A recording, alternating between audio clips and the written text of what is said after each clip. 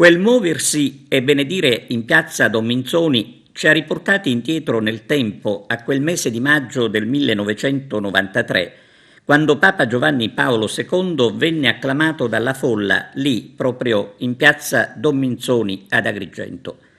Ecco, forse l'unica differenza sta proprio qui, nella mancanza della folla. Nel 1993, nella stessa piazza, avevano preso posto soltanto i fedeli muniti di pass.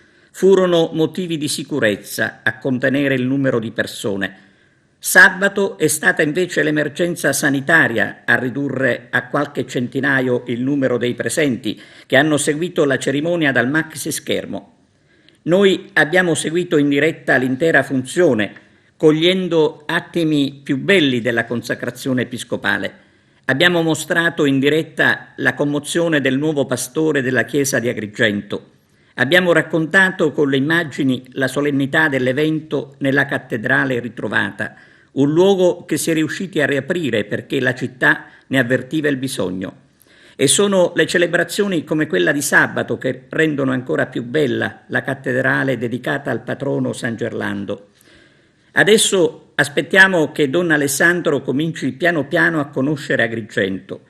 Siamo certi che Monsignor Montenegro lo avrà informato di cosa la città e i suoi quartieri hanno urgente bisogno e siamo certi che la sua voce, come quella di Don Franco, cercherà di smuovere le coscienze.